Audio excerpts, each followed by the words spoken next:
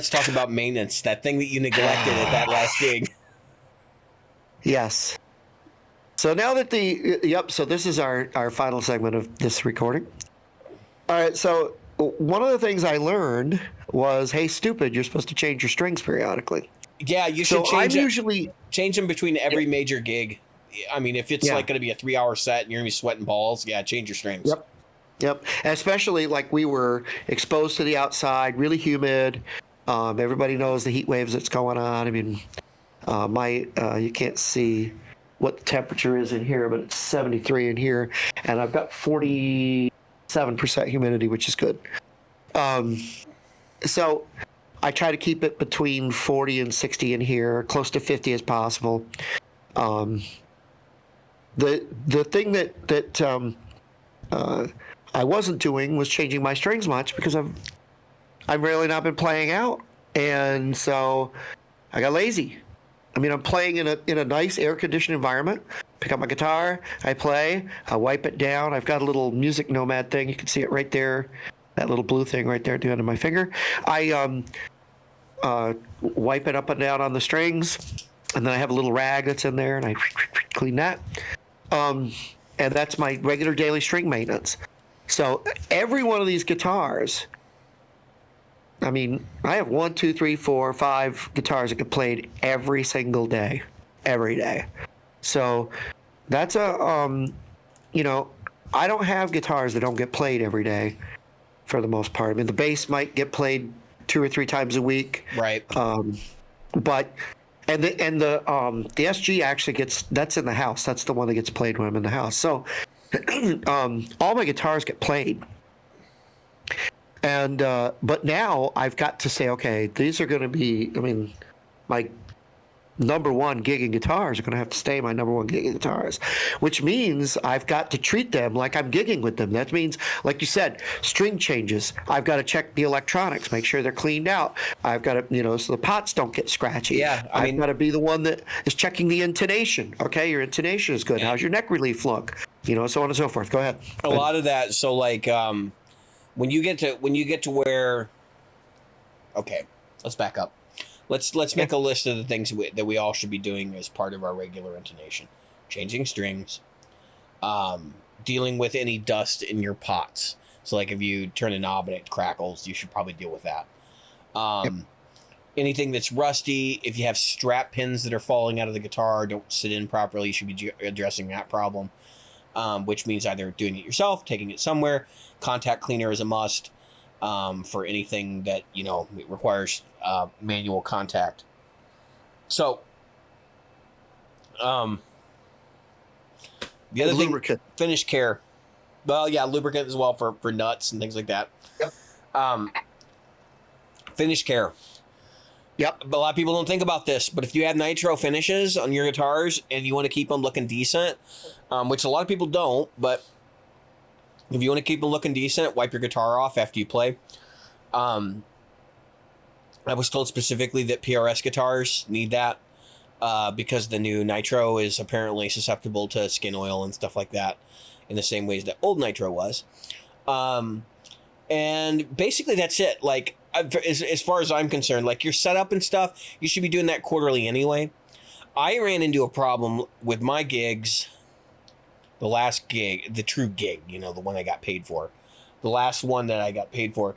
I went to go rehearse that morning, and my neck had shifted, like it had, got a back bow or whatever overnight, and I was actually fretting out I was choking out from the 3rd fret on up. Oh yeah, Jesus. So I was like, oh shit. And I got the truss rod out and I was freaking out because I'm like, I don't know if this is even going to be fixable, and my PRS is in the shop. So I have other guitars. I was like, I could get the Godin and I could go with that and be totally fine. So what I ended up doing is I did a quarter turn on the truss rod, and basically the neck was fine, and that's how I got to the gig. But that's the kind of stuff like you need to watch for. I would not advocate if you're gigging regularly, don't do your own maintenance. Take it to somebody else, get a second opinion, have them look it over. There's value in doing that because they will look for things that you might not necessarily pay attention to. The other thing is if you're in like Jim's case where you've got 5 guitars you got to maintain or 6 guitars you got to maintain on a daily basis, it can get overwhelming, especially if you're learning new tunes and if you're gigging in multiple outfits and or doing, just that like we all get busy, right? And you got to keep up with this stuff. That's why I've actually advocated don't buy so damn many guitars because it's harder to maintain. It just costs you more money. Right. And setups aren't necessarily cheap. They're $50 to $75 depending on where you go. And I just try to do mine twice a year. So I do them in the spring and I do them in the winter. Same here. Because it's the biggest changes. And like you can do them at home if you want, but I take them to get them set up. And then I tweak the neck when I get home because for whatever reason, doesn't matter what they do when I take them home, I have to tweak the neck. It always moves. And it's just because my environment's different than theirs.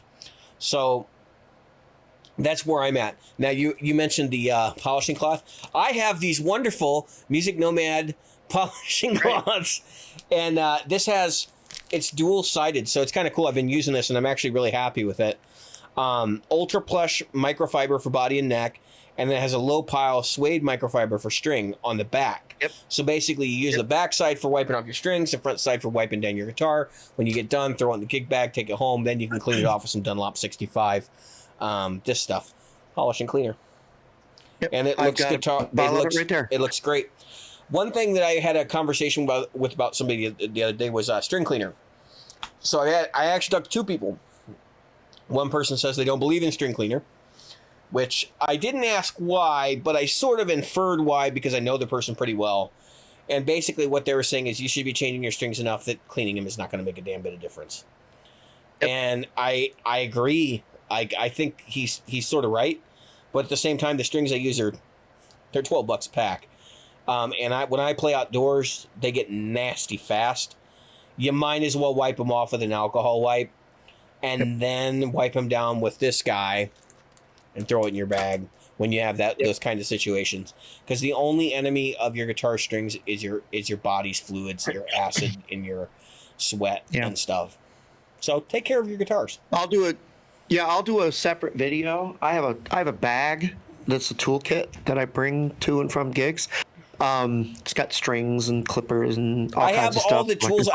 I told myself I was going to put all the tools in a bag. I normally have this in there. It pissed me off that this wasn't in there because I was looking for it. And believe me, a phone is not a replacement for this. But anyway, so a friend of mine brought his Strat over to me this weekend to set up, take a look at. So, and obviously I have to know how to do my own guitars. So I take my guitars in periodically to get them set up. Like yourself, I want a second opinion, but I have to do a lot of maintenance myself because I have a few guitars. It can get expensive. It can get costly. So anyway, he brought me a Strat. Now a Strat is before the Ultras. They were deluxe or something like that. Yeah, the real expensive ones before that, right? All right. So he brings me over this Strat, and he had paid a good amount of money for it, used, before the market exploded, because this same guitar would have gone for, right now, like $1,600-$1,800. Mm-hmm. But it was right before the glut. Yeah, when they were like 1,500 or something back then, yeah. Yeah. So he paid only like $12. So, and this thing was in top-notch shape. I mean, he treats his guitars like dog shit, which whatever. So he brings it over to me. He goes, "Hey, Jim, can you take a look at it? I know you." So he brings it over, and he goes, "I can't keep the G string in tune." Now, this is a Strat. The bridge, now, here's the body. Yeah, because he put bigger strings on it. And never ratcheted down the tremolo claw. I said, "Did you?" No, here's what's funnier. Did you change these strings? He goes, "I think I did."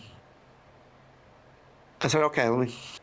So taking the strings out. Now, you're going to laugh. So the guy that owned it before him was kind of like the story of my DC. Mm-hmm. He bought it, polished it up, played it for a few minutes, put it in a case, and put it away. Right.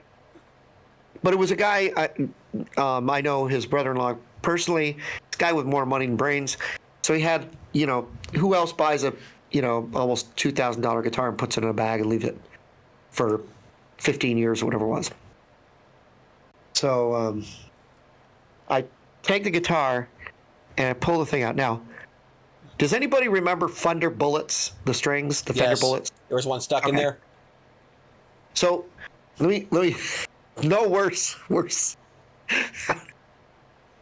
Do you remember what the end end Yeah. of the bullets looked like? Yeah. It was a bullet, right? Okay. I pull the G string out. It's a Fender Bullet. Okay. I said to him, I go, "Do you know what this? You know what this is? I've actually got it right here in the trash. So you know what this is?" He goes, "No." I go, "This is the original string. This string is older than your dog." Yeah. Yeah. You can, So- you can still buy Fender Bullets too, so it could be a replacement set. Oh yeah, yeah. But not likely. Oh no, he didn't. Not No, he likely. didn't buy. Let me just tell you, this guy didn't buy Fender Bullets. He's an Ernie Ball guy. So he brought me over a pack of strings. He goes, I go, "Well, what strings do you want on here?" He goes, "Well, I don't know, 9s, 10s." I go, "Okay." I go, that matters. And he goes, and he goes, so, and I said to him, I said, "What brand?" And he goes, "I don't know, just pick a brand." He goes, "I got a box of strings here." He goes, "A box of strings." Is this what's going to happen when I open my shop? Because I'm going to open a shop, do repairs. So and I'm buying a bunch of stuff. The nut files are pretty expensive. Those are coming soon. So I'm this is like $200 something for a set of nut files. The I full know. set. Oh, I Like know. 300, but they're diamond crusted, and supposedly you will only buy them once. It's that, what is it? Cry once, buy once, or something like that. But anyway, so I'm sitting there with this thing, and I get he's like, and the bridge lifts even worse, and I go, "What kind of strings were on here?" He goes, "I don't know." And I go, so I loosen them all up. I get the thing. I go, how do you like your bridge to? He goes, "Oh, I never use a whammy bar." Okay, so you just want your bridge to be, you want me to deck it? He goes, "Deck it." I go, "Yeah, deck it." You know what? Do you want me to make it flat? He's sitting right here. This is where I did the work. I go, "You want it flat to the body?" And he goes, "Sure, why not?" I go, "I think that's probably best." Why in the hell is this guy buying this guitar?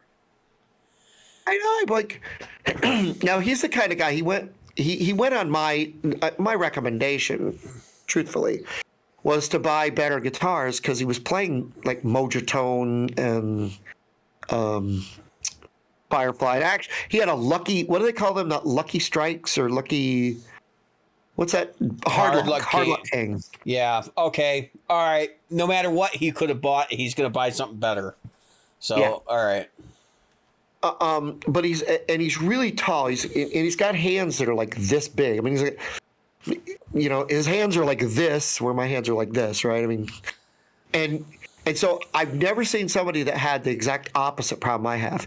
He has a problem where he puts his finger down and he's already hitting all 6 strings.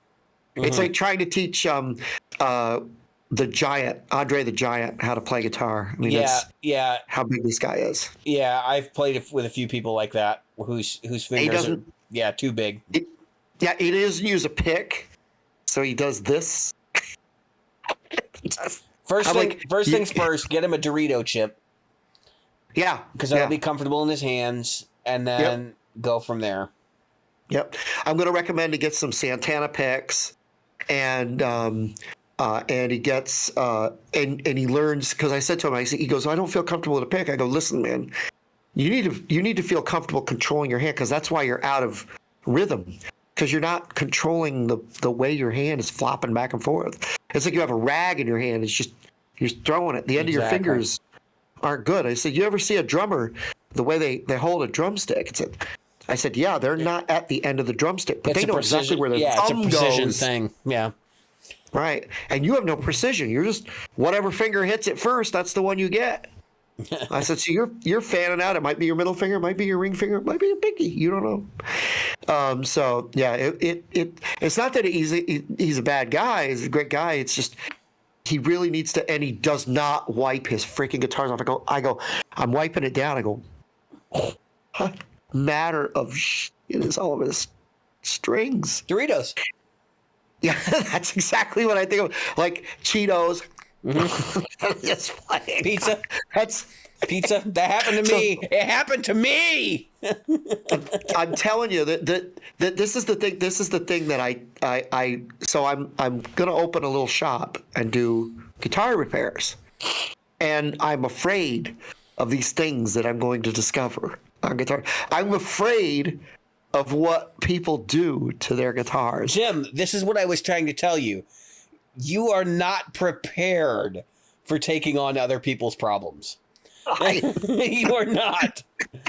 I am totally not. You are absolutely If right. you wonder why when you go to your guitar tech, he has kind of an attitude issue, a lot of them I've met over my life have a little bit of an attitude issue.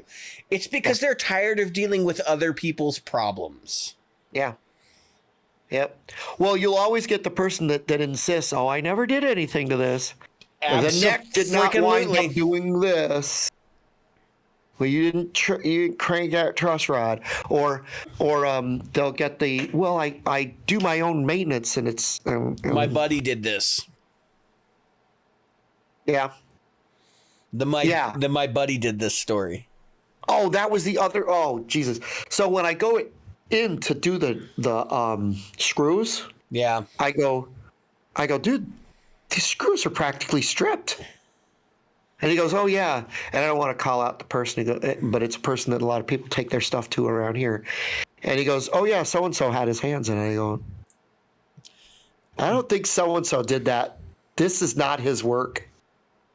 And if it is, he's not getting anywhere near my guitars. My guess is it probably wasn't so-and-so.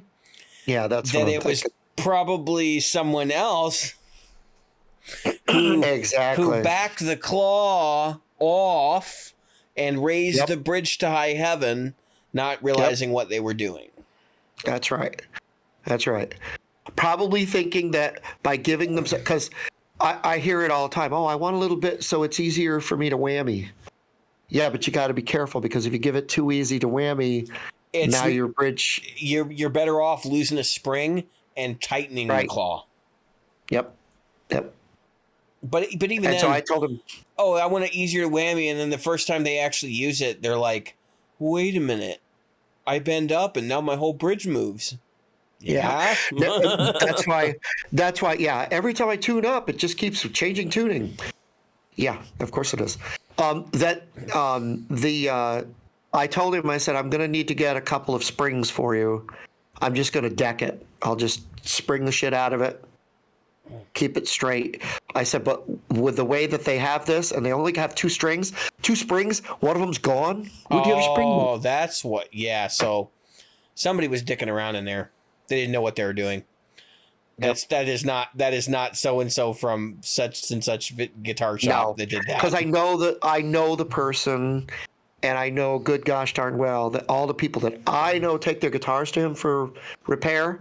There's no way they would ever take their stuff back to him if he did what was inside there. No way.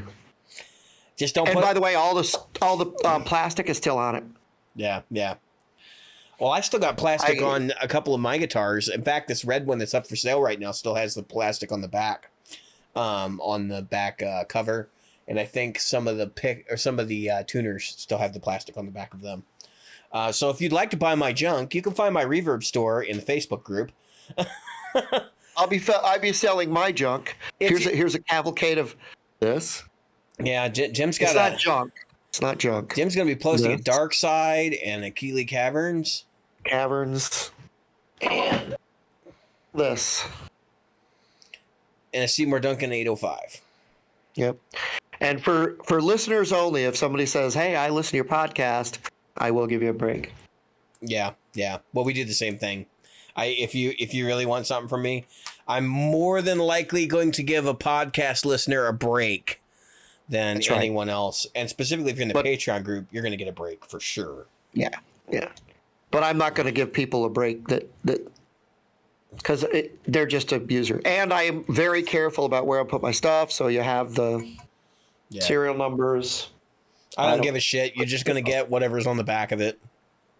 Yeah. And now this guy didn't though. This guy, I bought this used. So I understand if he even put this over this, I'm going to X-Acto that off though. Because look where he put it. Right over the battery jack.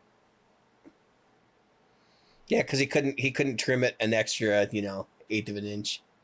Yeah, probably lost his X-Acto knife. He was probably looking for his Doritos. No, he had to use it to cut his cocaine. So Well, if you met the guy, he was definitely cutting something with it. I'll tell you that. all right, But it's legal. It's legal in Virginia now, so whatever. It cocaine. doesn't matter. No. I was gonna say what? I'm sure he was cutting his own Weed. Don't you have to cut weed? No, you don't cut Anyway, that. You grind no. it. You don't cut it. Yeah, I don't fucking know. You're talking to a person that's never even tried weed. Yeah, I mean, Never. All right. I have no clue.